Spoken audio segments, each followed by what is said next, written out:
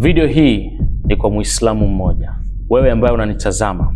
Nataka nikupe sababu na maandiko ambayo yatakuthibitishia ya kwamba Yesu Kristo hakuwa na dhambi hata moja. Na kwa nini nataka nikuambie hivi? Ni kwa sababu upate kufikiri na kuona kwamba Yesu sio nabii wa kawaida, na kwa sababu hiyo upate kubadilika na upate kumfuate huyu aliyekufa kwa ajili yetu sote. Nitatumia mistari kadha wa kadha katika neno la Bwana ambalo ni neno la Mungu katika Biblia, na utakwenda kujifunza kitu kizuri sana.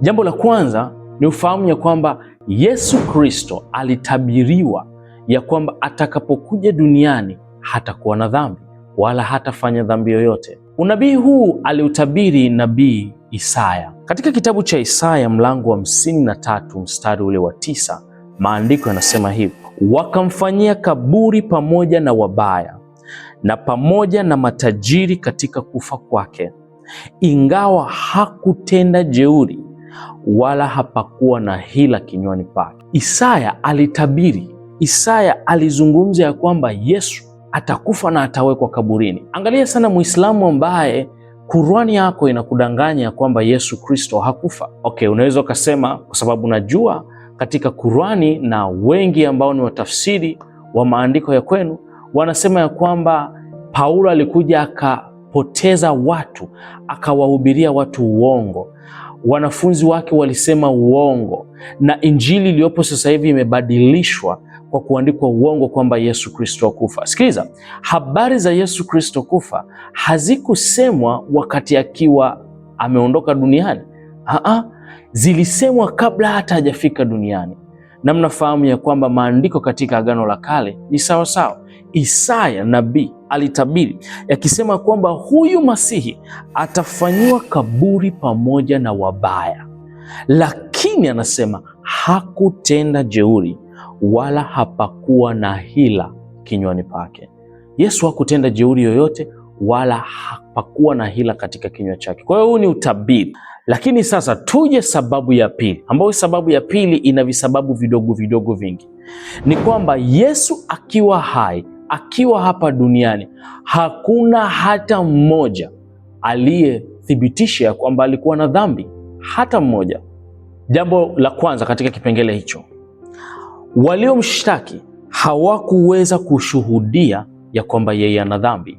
Yesu Kristo mwenyewe aliwauliza. Ukisoma katika Injili ya Yohana mlango ule wa 8 mstari wa 46, maandiko yanasema hivi, Yesu anawauliza wale watu, anasema, ni nani miongoni mwenu anishuhudiaye ya kuwa nina dhambi? Nami nikisema kweli, mbona ninyi hamsadiki? Alikaa na wale watu waliokuwa wanasema ya kwamba yeye ana dhambi, waliokuwa wanasema, Yesu mwenyewe alisema ya kwamba yeye ni Mungu, yeye na Baba ni kitu kimoja. Wakataka kumuua, na walivyotaka kumuua aliwaambia, mnavyotaka kuniua, ni nani anayenishuhudia kwamba nina dhambi? Yesu kwa hiyo mwenyewe, kwa sababu kuna watu wanaweza sema ni Wakristo ndo wanasema kwamba hakuwa na dhambi, ni manabii walikuwa wanasema hakuwa na dhambi. Yeye mwenyewe aliwaita wale watu waliokuwa wanataka kumshtaki au waliokuwa wanamshtaki na kuwauliza, ni nani miongoni mwenu anayenishuhudia ya kwamba mimi nina dhambi? Lakini hakutokea hata mmoja katika wote. Lakini wale watu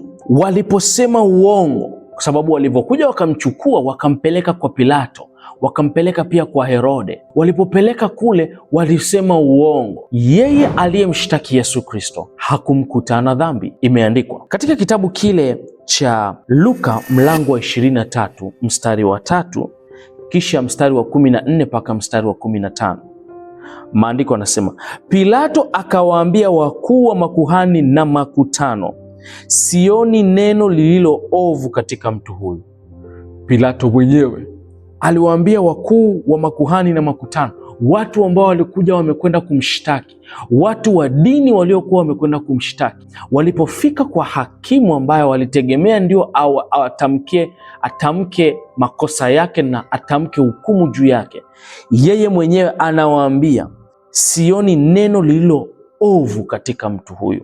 Na sio hivyo tu. Sasa ukisoma katika mstari wa 14 na wa 15 kuna maongezo kidogo yaliyoongezwa hapo ambao ni mazuri. Anasema hivi, akawaambia, mtu huyu mmemleta kwangu kana kwamba anapotosha watu. Nami tazama, nimeamua mambo yake mbele yenu, ila sikuona kwake kosa lolote katika mambo hayo mliyomshtaki. Anaendelea, anasema, wala hata Herode, kwa maana amemrudisha kwetu. Basi tazama, hakuna neno lolote alilolitenda lipasalo kufa. Kwa hiyo unajua, walimpeleka kwa Pilato.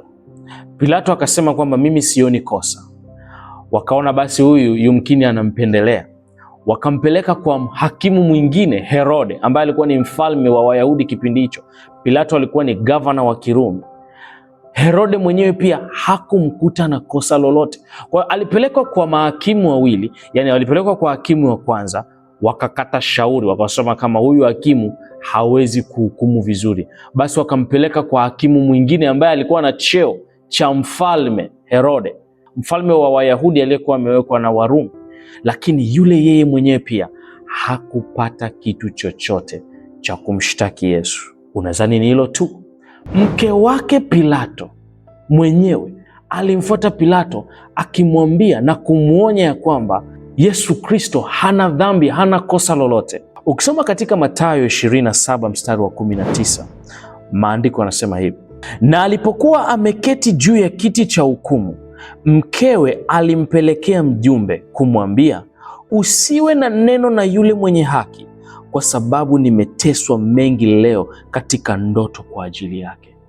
Mke wa hakimu mwenyewe, Mungu anamtokea katika ndoto, anapata mateso. Maanake alikuwa anaona hukumu ya Yesu ambayo haikuwa na dhambi yoyote. Alikuwa anamuona mme wake anakwenda kumhukumu mtu ambaye hana kosa, hana dhambi yoyote, kiasi ya kwamba anamfuata mme wake na kumwonya. Hawa ni watu wa mataifa, ya kwamba si tu kwa akili za Pilato alikuwa anaona hana kosa, lakini mke wake mwenyewe kwa mwongozo wa Mungu na kwa maonyo ya Mungu alikuwa ameonyeshwa ya kwamba Yesu Kristo hakuwa na dhambi hata moja, na hivyo akawa anamuonya. Unafikiri ni hilo tu? Sikiliza, aliyemshtaki kwa uongo, aliyemfikisha kwa uongo kwa hawa wakuu wa makuhani na Mafarisayo na makutano, ili ya kwamba apate kuhukumiwa, yaani Yuda Iskariote, yeye mwenyewe alikuwa anajua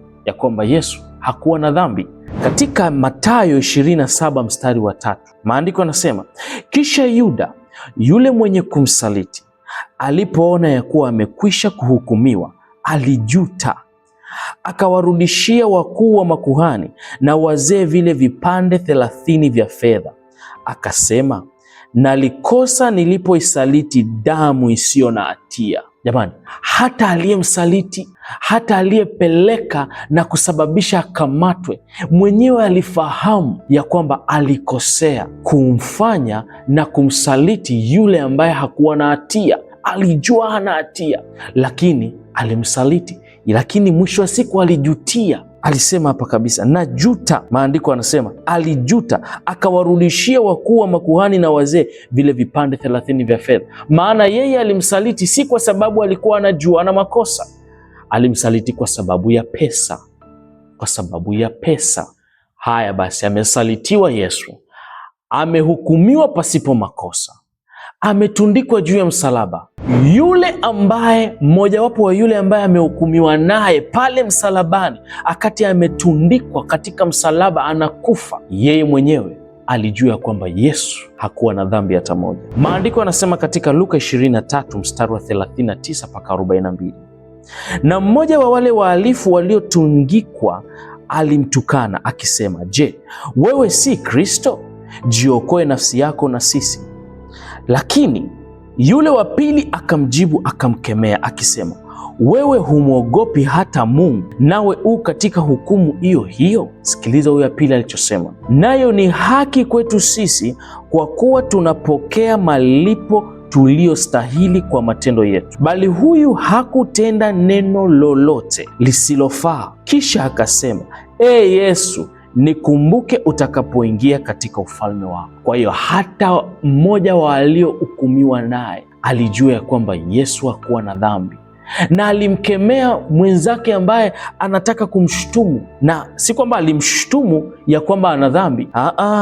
alimwambia kwamba wewe si Kristo, jiokoe nafsi yako. Si kwamba huyu aliyekuwa anasema hivi alikuwa anamshutumu na dhambi, alikuwa anasema yeye kama wewe ni Kristo basi jiokoe nafsi yako utuokoe na sisi. Lakini yule alimkemea, alisema na kusema kwamba Yesu mwenyewe hakuwa na dhambi, kwa hiyo yule asingestahili kuzungumza maneno kama haya. Ndugu yangu, sikiza, sio tu wanadamu ambao walishuhudia kwamba Yesu hakuwa na dhambi, Shetani mwenyewe hakuwa na kitu cha kumshtaki Yesu. Maandiko yanasema katika Yohana 14:30, Yesu anasema, kwa maana yuaja mkuu wa ulimwengu huu, wala hana kitu kwangu. Mkuu wa ulimwengu alikuwa anakuja kwa Yesu, lakini hakuwa na kitu cha kuweza kumshtaki Yesu. Wanadamu walikosa cha kumshtaki, Shetani mwenyewe alikosa cha kumshtaki. Lakini katika haya yote ufahamu ya kwamba Yesu alijaribiwa kama wanadamu wengine, na akajaribiwa katika mambo yote, lakini hakufanya dhambi. Maandiko yanasema katika Waebrania 4:15, bali yeye alijaribiwa sawasawa na sisi katika mambo yote bila kufanya dhambi. Kwa hiyo si kwamba hakufanya dhambi kwa sababu hakukutana na jaribu, si kwamba alikuwa na roho tu hivi fulani yani kama ni Mungu tu. Unajua Mungu hajaribiwi. Alivyokuwa amekaa mbinguni, Mungu hakuwa na uwezo wa kujaribiwa. Shetani hawezi kumjaribu Mungu kule.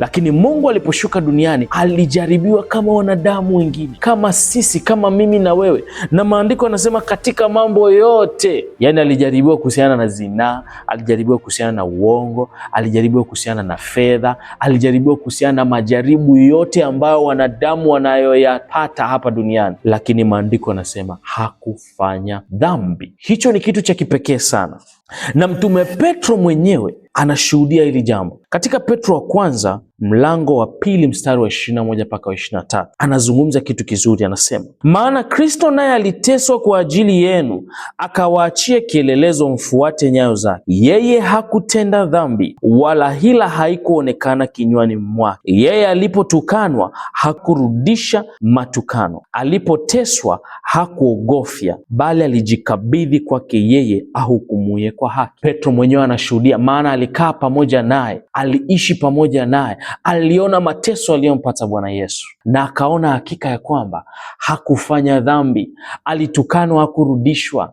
Alifanyiwa ukatili, lakini hakufanya chochote kibaya kile. Lakini anasema wazi ya kwamba aliteswa kwa ajili yetu. Aliteswa ili mimi na wewe tuokolewe, ili wewe Muislamu ambaye umedanganywa na Qur'an ya kwamba Yesu Kristo alikuwa nabii kama nabii mwingine. Sikiliza, Muhammad mwenyewe alifanya dhambi na kuomba toba. Yesu hakuna sehemu yoyote aliomba toba, hakuomba msamaha, kwa maana hakuwa na kosa lolote mbele za Mungu. Sasa kwa nini? Wakorinto wa pili 5:21 inathibitisha kitu kizuri. Maandiko yanasema, yeye asiyejua dhambi alimfanya kuwa dhambi kwa ajili yetu, ili sisi tupate kuwa na haki ya Mungu katika yeye. Hii ndiyo sababu yeye hakuwa na dhambi, na ndio maana tunakuambia Yesu Kristo ni Mungu. Maana maandiko yanasema wanadamu wote wameoza, wamekufa. Ni nani mwanadamu ambaye hana dhambi? Wote wana dhambi. Manabii tangu wakina huyo Adamu, tangu hao